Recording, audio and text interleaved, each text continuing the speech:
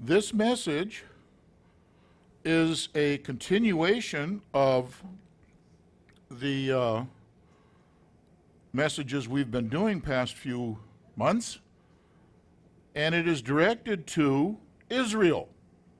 And the question is, are you Israel? Who is Israel? It's not just the Jews. The Jews are 1/12 of Israel. Israel consists of 12 tribes. 10 of them were scattered into dispersion. And we are the result of that dispersion. That's some 2,700 years to get to this place with us.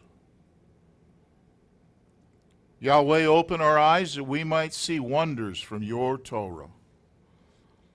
And this is continued. This isn't quite from last week.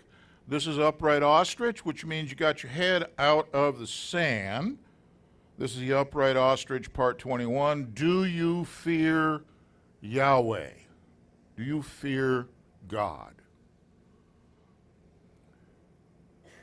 During my breakfast ponderings on the 25th, my friend Dan Holmes the Wise said, a great error exists in the church today. Whether it be the Christian church or the Messianic movement, none fear God or his wrath. Boy, this is for sure. I have seen this over and over again. So many within the church consider him to be a buddy. He's my daddy, with little show of respect. He's the creator of the universe. Most of us, been there, fear our bosses more than we do Yahweh.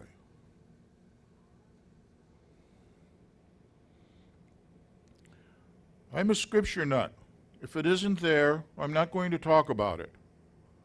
That's what I was taught. That's how I teach. The conclusion of the entire matter, fear Elohim and guard his commands, for this applies to all mankind. That's from Colette. It is Solomon's words. He understood the necessity to fear Yahweh. This cute little thing doesn't do what I want it to do all the time.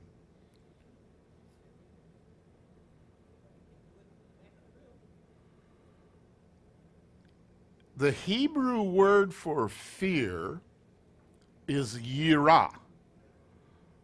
This word means to fear, as in be afraid of, to revere, to be afraid, to stand in awe of, and to be awed. We stand in awe of some of our elected officials, for example, President Trump. We would stand in awe of him. We would stand in awe of many other people that we know and we revere in one way or another. Do we stand in awe of Yahweh? Now, I had to go to a dictionary that was useful. So I went to Webster's 1828 dictionary because there isn't a whole lot of the modern twist put on the words. Our modern understanding of fear is not the kind of fear of the scriptures. Here's what it says. It's a painful emotion or passion excited by an expectation of evil or the apprehension of impending danger. Coming up in a couple of days, some of us are going to be panicky because of the fireworks, and you're going to know your dog will be. In Scripture, fear is used to express a filial or a slavish passion. We'll get to the discussion on that. This is what it says. In good men, the fear of God is a holy awe or reverence of God and his laws, which spring from a just view and a real love of the divine character, leading the subjects of it to hate and to shun everything that can offend such a holy being, and inclining them to aim at perfect obedience. That's what fear should do to us.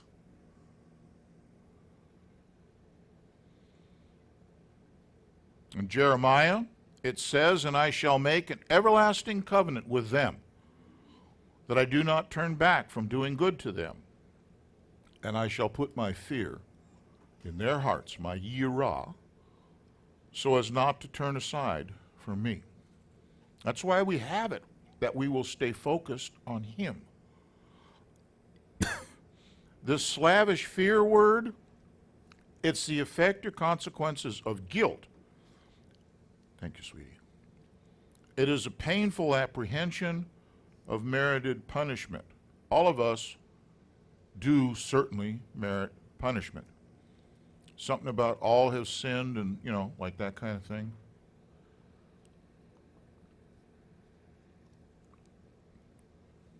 Furthermore, it says to reverence, to have a reverential awe, to venerate. We are in awe at Yahweh's presence. That's why I chose the song to "Our God is an Awesome God." The modern language has turned that word awesome into something it isn't. But the awesome that it is referring to is he is deserving of our fear.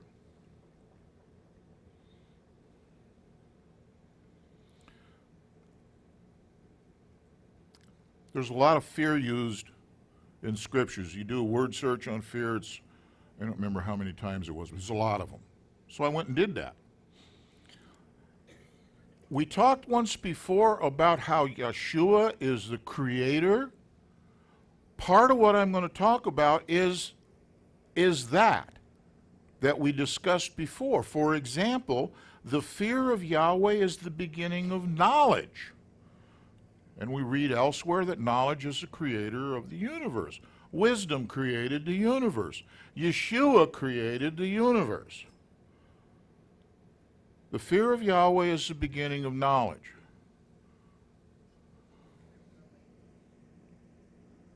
There's that guy again, for crying. Well, I'll tell you, don't look at him so often. All right, the fear of Yahweh is the beginning of wisdom. You want to understand the things you know or the things you're trying to learn? Who is the author? Author and finisher of our faith, who's that? It's Yahweh. If I have a fear of him and awe of him, I am going to start to understand. I will gain wisdom of, what's the matter? Hi again. I will gain wisdom of the things I am reading. I guarantee you, I do not understand most of what I know. I'm certain many of, I spend the time studying. That's kind of what I do. I wish I had this stronger amount of wisdom. The fear of Yahweh is the beginning of wisdom, and the knowledge of the set-apart one is understanding who is the set-apart one of Israel. We talked about it. That is Yeshua. He is the set-apart one of Israel. We proved it. We showed the scriptures that tell us this. The prelude to the Shema. Now, we said the Shema. We just said verse 6 through 9. And that's kind of where we were. But the prelude, the 3 verses before it, are far more telling. They start out with, "And this is the command, the laws, and the right rulings which Yahweh your Elohim has commanded." In other words, this is what he told you to do. This is his commandments, his law, his book. It's to teach you to do in the land which you are passing over to possess, so that you fear Yahweh your Elohim. Don't be fearing all them people there. Fear Yahweh your Elohim. To guard all his laws and his commands, which I command you and your son and your grandson, all the days of your life, and that your days will be prolonged. I like prolonged days. "And you shall hear, O Israel, and guard to do it, that it might be well with you, and that you increase greatly, as Yahweh Elohim of your fathers has spoken to you, in a land flowing with milk and honey. That was the prelude to Hear, O Israel, Yahweh is our Elohim, Yahweh is one. And Yeshua verified this when somebody come up and asked him, what's the primary commandment? He said, Hear, O Israel, Yahweh is our Elohim, Yahweh is one.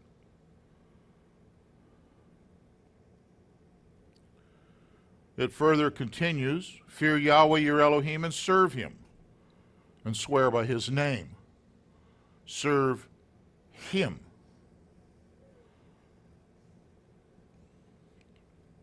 And Yahweh commanded us to do all these laws, to fear Yahweh our Elohim for our good, always, to keep us alive.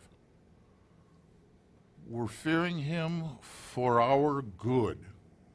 He did not give us the commands because he was mean. This is a perception within the church. I'm sorry, he didn't do that. He did it to protect us. Don't do that stuff. Don't do this stuff. You focus on me because I'm your provider, by the way. And you don't do these things. And why? Because I said so. For him, it's a legitimate answer. Now, in Deuteronomy, it also tells us that the kings were commanded to write a copy of the Torah. The Torah scroll, as we see behind you, he had to write it. There's 300,000 words in there. He had to write that. Why? And it shall be with him, and he shall read it all the days of his life, so that he learns to fear Yahweh his Elohim, and guard all the words of this Torah and these laws to do them. If your king is following Yahweh, chances are real good everything's going to go well for that kingdom. And when he doesn't, we've already seen this. When the king doesn't follow whatever, follows his own thing, we groan. Gee, that's somewhere in Proverbs, someplace. Furthermore, it says that his heart is not lifted up above his brothers. You want a little bit of, reduce your pride some? Learn to fear Yahweh. Follow his commands and don't decide which ones are good or bad. Yeshua said something. But I say to you, my friends, do not be afraid of those who kill the body and after that are unable to do any more. Look, what can they do to you? Kill you? Used to be they'd say, well, they can't eat you, but now they do that. But they can't do anything else. Fear Yahweh, who is the one who possesses the authority to cast into Gehinnom. That'd be like hell, Not a good place. Fear him. And that's Yeshua's words. In Revelation, Yeshua speaks to us in chapter 11, and the nations were enraged, and your wrath is come, and the time of the dead to be judged, and to give the rewards to your servants, the prophets, and to the set-apart ones. I think King James uses the word saints, if I'm not mistaken. And to those who fear your name. That could be us. That fear of Yahweh's face, of his name, of everything about him, makes us one of the set-apart ones. If you're the set-apart one, you're on the good list. You don't go to the smoking section.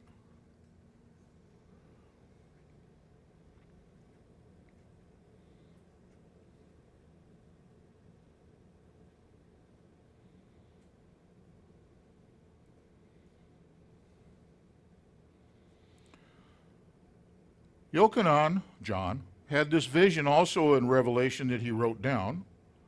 And a voice came from the throne saying, praise our Elohim, all you his servants and those who fear him. How do you get to be a servant? You love Yahweh. You love God. both the small and the great, those who fear him. This is where I close. There is a reward. Malachi, Malachi, the Italian prophet.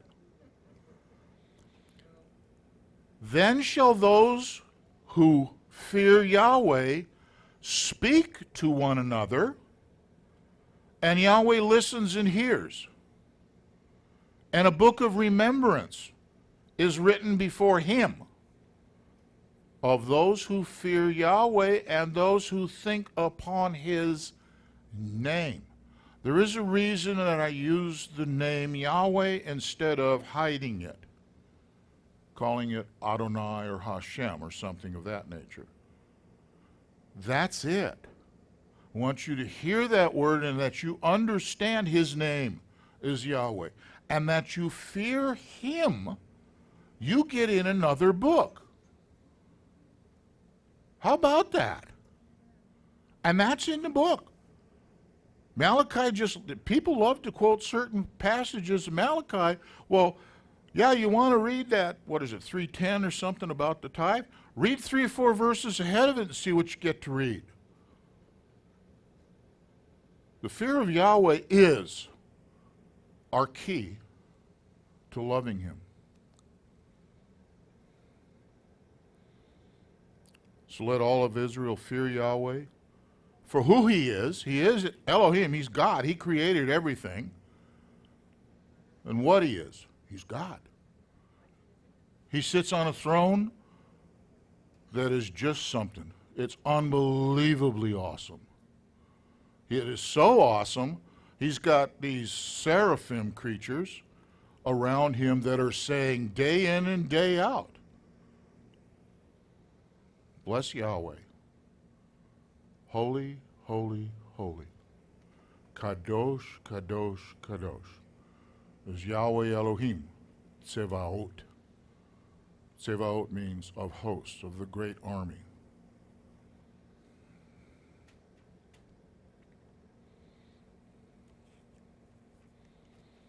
I did have a couple of concluding. I was looking through Psalms.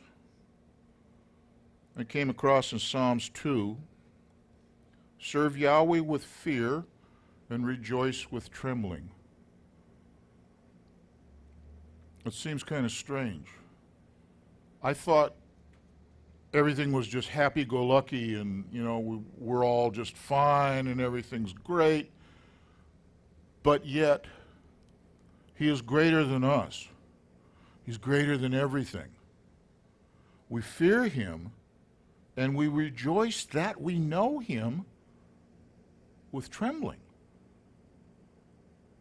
Look through the Psalms. Spend some time in 119. Begin to gain that understanding of who he is, to fear him. Okay?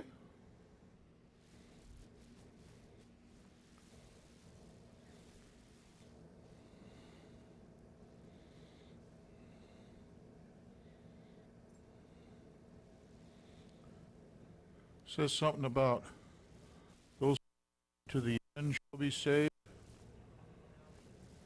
Something like that. Oh, I'm going in. Now am I not going in? It should be okay? Okay.